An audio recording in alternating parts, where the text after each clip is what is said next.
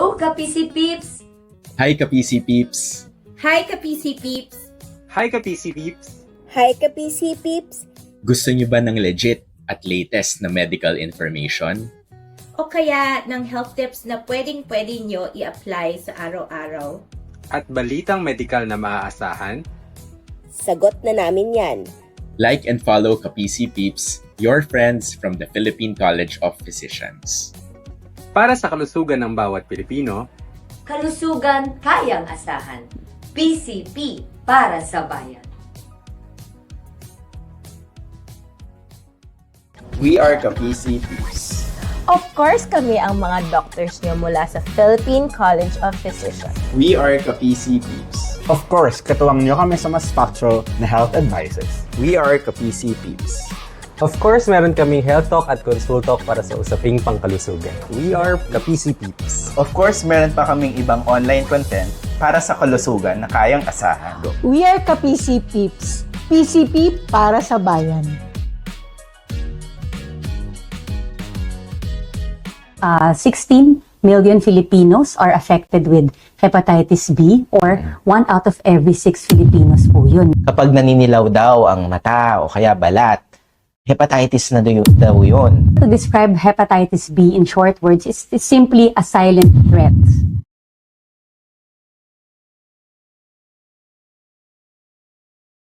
Hello ka-PC Peeps! Welcome sa panibagong episode ng Konsulto, isang vodcast at proyekto ng Philippine College of Physicians.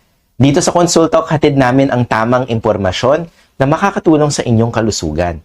I am Dr. Ivan Zapanta, isang internist at member ng Philippine College of Physicians o PCP, ang samahan ng mga mahuhusay na manggagamot sa internal medicine or adult specialists dito sa Pilipinas. Mga ka-PC Peeps, bawat araw ay isang pagkakataon upang mas alagaan natin ang ating kalusugan. At ngayong araw ay may isa tayong mahalagang dahilan upang pag-usapan ito. Dahil ngayong araw, nakiisa tayo sa paggunita ng World Hepatitis Day 2026 na may temang Hepatitis, Let's Break It Down.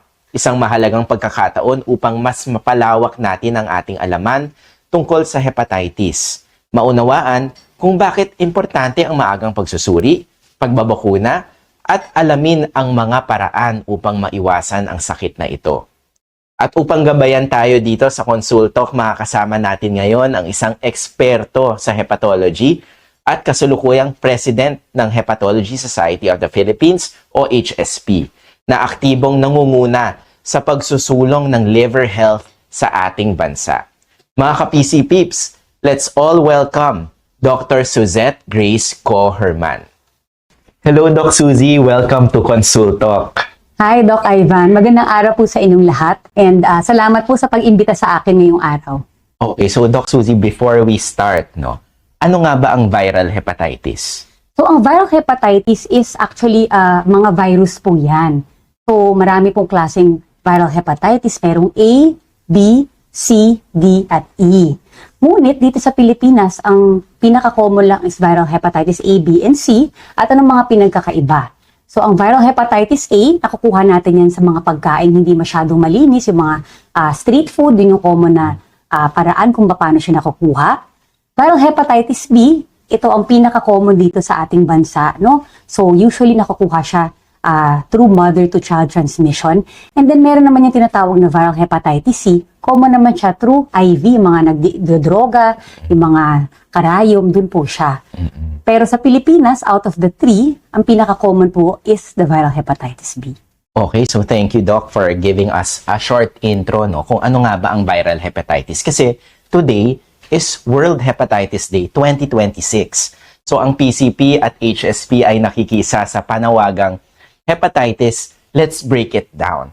So maaring may ilan sa ating mga ka-PC Peeps ang nagtatanong, bakit nga ba may World Hepatitis Day? Gaano ba talaga kalaki ang epekto ng hepatitis sa buong mundo at maging dito sa Pilipinas? Okay, so ang World Hepatitis Day, ang goal niyan is to find the missing millions. Kasi karaniwang sa mga pasyenteng may viral hepatitis infection ay walang sintomas. That's why hindi nila alam na meron pala sila.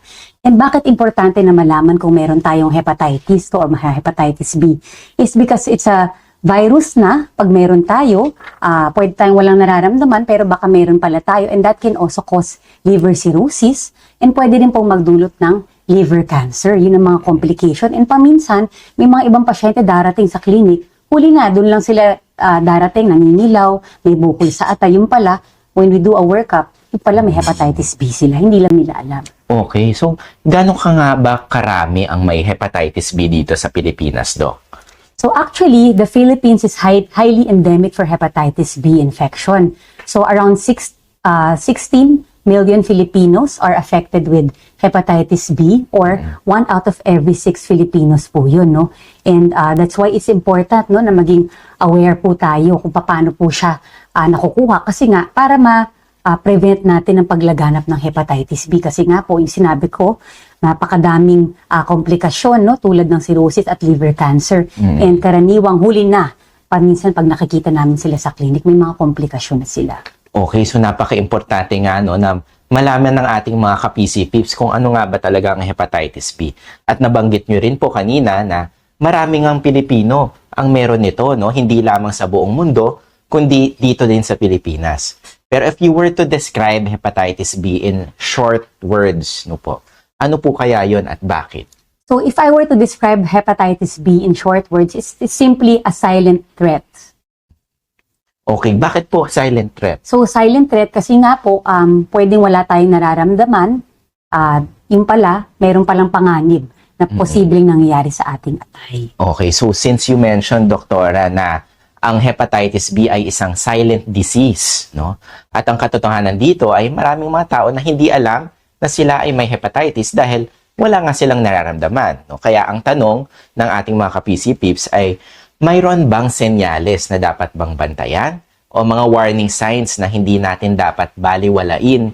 At sino nga ba ang mga dapat magpa-screening para sa hepatitis B? Okay, so ang pinaka-common na sintomas ng hepatitis B is pwedeng walang nararamdaman. Usually, yung mga pasyenteng dumarating sa amin for pre-employment, mag-a-apply ng trabaho, nag-screen, biglang nag-positive, magdo-donate ng dugo, no? Yung pala, meron pala silang hepatitis B.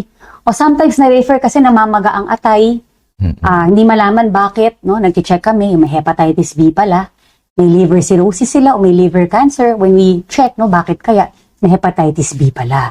So, yun ang mga pwedeng walang symptom. Pero may iba naman din na darating, naglalagnat, sometimes nangingilaw sila, sometimes, yun nga, may bukol sa atay, malaki yan tiyan, may mga complication ng liver cirrhosis. And then, syempre, hinahanap natin, yun, may mga hepatitis B. So, it depends on the patient. Not all would have symptoms. Sometimes, by the time na may sintomas, medyo malala na. That's why, kahit walang sintomas, kung gusto natin malaman ang ating status, pwede tayong magpa-check. Okay, so wag na natin paabutin na magkaroon tayo ng sintomas dahil usually pag nagkaroon na nga ng sintomas, medyo late in the disease na po yun, no? Yes. Tama, Doc. Okay, so kung tinatawag po natin na silent disease ang hepatitis B, pero hindi silent ang mga maling paniniwala dito, no? Maraming mga haka-haka, no, ang mga iba't ibang tao. So, ano po ba ang mga totoo sa mga haka-hakang ito, Doktora Susie? Yung una, maraming takot makisalo sa pagkain sa isang taong may hepatitis B. So, totoo nga ba talaga na naipapasa ang hepatitis B sa pamamagitan ng pag-share ng pagkain o gamit? So actually, mali po yan. That's a myth. Hepatitis B is not transmitted through saliva. Yung iba, Doc, nag-shake hands kami. Pwede ba yun? Iyakap ko, mahawa ba ako? Hindi. Hindi din po totoo. Kasi ang hepatitis B, ang main mode of transmission po niya is through blood. Meaning, yun nga po, no, here in the Philippines, mother-to-child transmission. So, yung nanay meron, tapos naipasa sa anak. May iba naman, through sexual contact, yung partner pala nila, for example, is may hepatitis B, wala silang bakuna, pwede nilang makuha ang virus. Or sa mga blood transfusion, pwede din po. That's why mahalagang na i-check din na nasusuri ang mga dugo, no, bago yan sinasalin.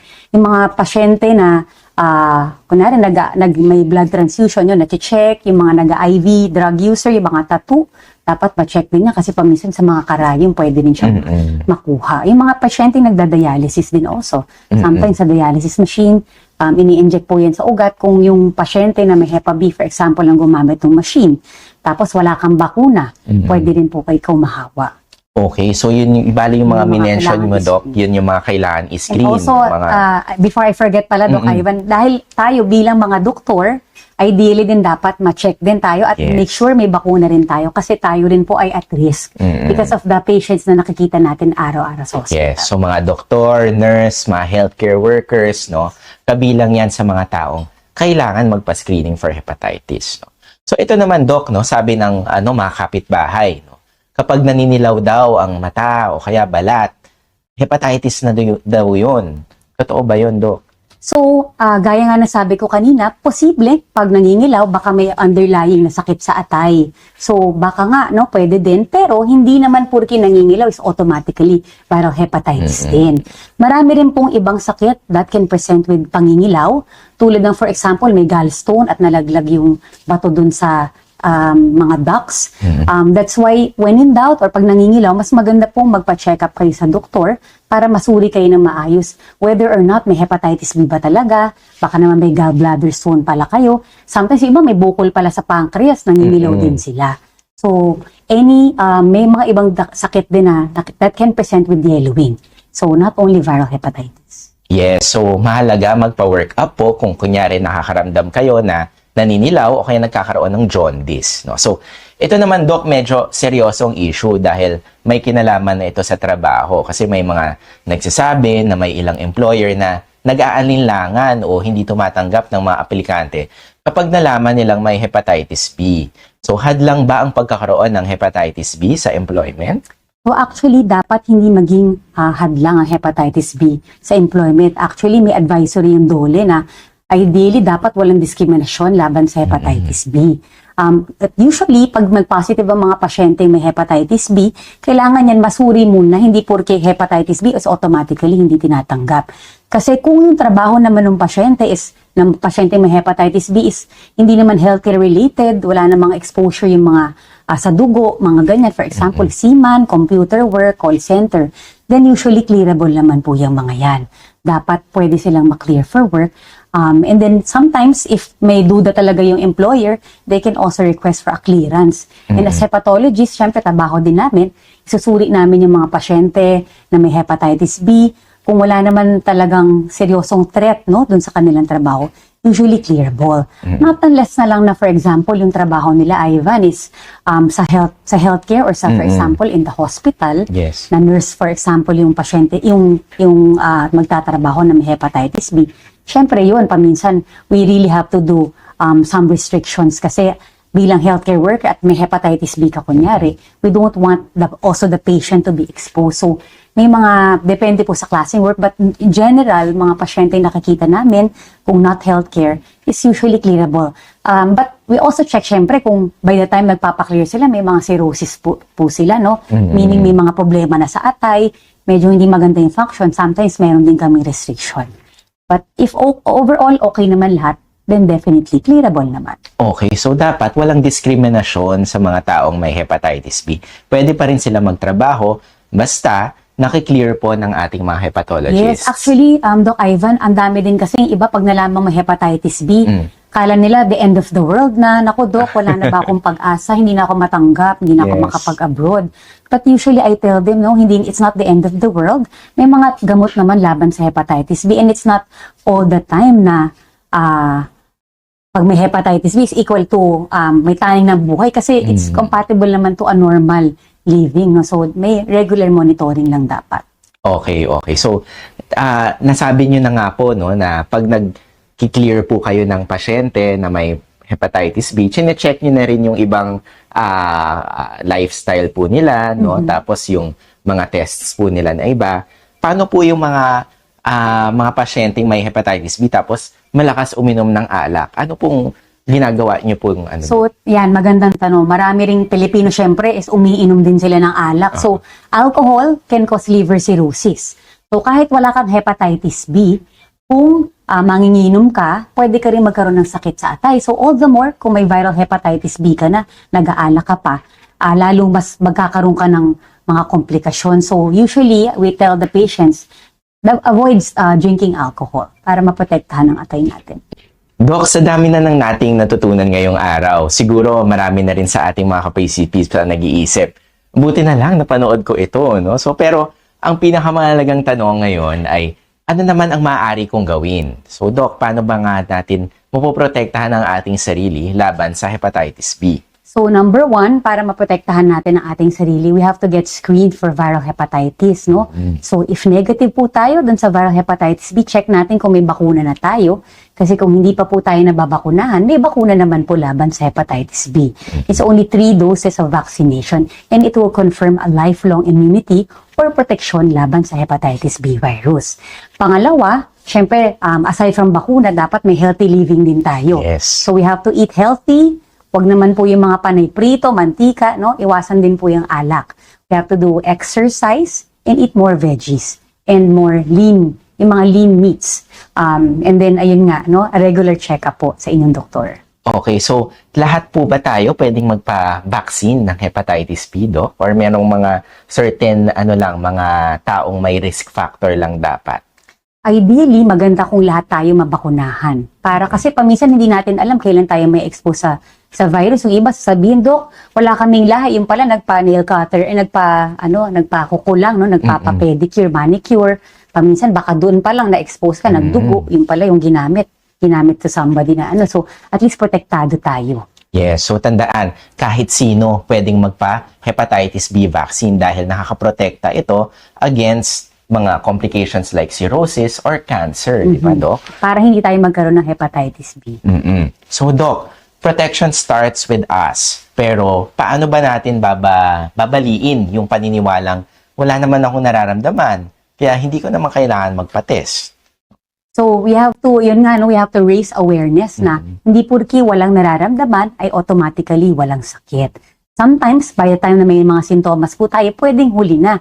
So, mas maganda pong prevention is better than cure. At paano po natin malalaman is if we get screened. So, let's get screened, let's get vaccinated, and let's get protected against hepatitis B. Okay, ang galing. So, isipin natin na ang isang ka-PC Pips natin na nanonood, no, naglakas loob, nagpa-screen siya dahil sa episode na to. Tapos, nalaman niya na positive siya bigla sa hepatitis B. No? So, ano ba dapat yung maaari niyang gawin? First things first, no? Tapos, ano yung treatment options na pwede natin ibigay sa kanya? So, So, if a patient becomes positive for hepatitis B, may mga further testing pa po tayong ginagawa. So, we check the hepatitis B DNA viral load. We want to check gaano kadami yung virus dun sa dugo. We also want to check kung namamaga ba yung atay niya. Kasi paminsan namamaga pala yung atay. Walang symptom. Pwede nagpepeklat na rin yan. And we also do ultrasound of the whole abdomen to check na baka may mga peklat, may cirrhosis yung atay, may bukol. And then, punta po kayo sa inyong gastroenterologist or hepatologist para ma-confirm at mabigyan kayo ng tamang mga gamot after po kayo ma-assess po ng maayos. Okay, so tulad nga na sinabi nyo kanina, Doc, no? So, hindi naman end of the world kapag na-diagnose ka ng hepatitis B. Meron tayong mga eksperto, ang ating mga hepatologists, at meron din tayong mga gamot sa hepatitis May mga gamot B. po tayo sa hepatitis B. At meron tayong bakuna para maprotektahan at maitigil po ang pagkalat ng hepatitis B. Okay, so bago tayo tuluyang magtapos dito, Doc Suzy, salamat po talaga sa mga binahagi niyong kaalaman. No? Ano po yung gusto niyong ipaabot sa ating mga ka-PC Peeps ngayong World Hepatitis Day? So ngayong World Hepatitis Day, hopefully po marami po kayong natutunan ukol sa viral hepatitis B and pumunta po kayo sa mga doktor para magpa-check po kayo. At if meron po kayong mga kakilala o kasambahay na may hepatitis B, you also have to tell them to get monitored and checked up regularly kahit wala pong sintomas. Thank you, Doc Suzy. Bago tayo tuluyang magtapos, ano po ba yung gusto nyong ipaabot sa ating mga ka-PC Peeps ngayong World Hepatitis Day? Okay, so ngayong World Hepatitis Day, I just want to spread awareness against viral hepatitis at hopefully marami po kayong natutunan sa ating short interview ngayon at short informative talk regarding viral hepatitis B. Ang viral hepatitis B po ay hindi po death sentence, no? Marami pong Pilipino can still live normal lives despite having a viral hepatitis B. May mga gamot po na pwede naming maibigay, pero importante po na magpa-screen po tayo para malaman natin ang ating hepatitis B status.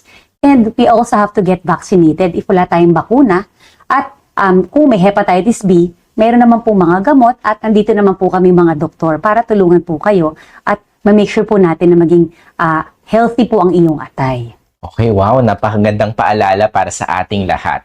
Maraming salamat muli, Dr. Suzy. Okay, so ka-PC Peeps, may mga tanong ba kayo tungkol sa episode natin ngayon o may mga topic na gusto nyong pag-usapan natin dito sa Consultalk? Comment lang po sa ating comment section sa ibaba. Para sa mas marami pang kaalaman tungkol sa isyong pangkalusugan at updates, sundan lamang kami sa aming social media accounts. Please don't forget to like and share this episode mga ka-PC Peeps. Hanggang sa muli, laging tandaan, be informed, Stay healthy and make smart choices. Together, let's find the missing millions.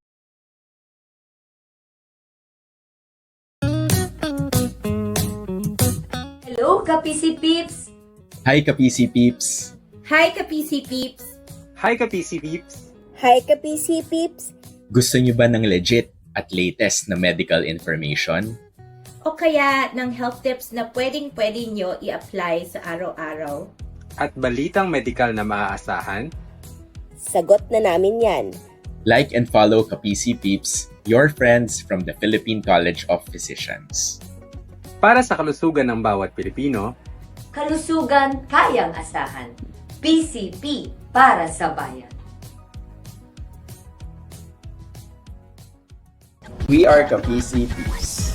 Of course, kami ang mga doctors nyo mula sa Philippine College of Physicians. We are ka-PC Peeps. Of course, katuwang nyo kami sa mas factual na health advices. We are ka-PC Peeps. Of course, meron kaming health talk at consultalk para sa usaping pangkalusugan. We are ka-PC Peeps. Of course, meron pa kaming ibang online content para sa kalusugan na kayang asahan. We are ka-PC Peeps. PCP para sa bayan.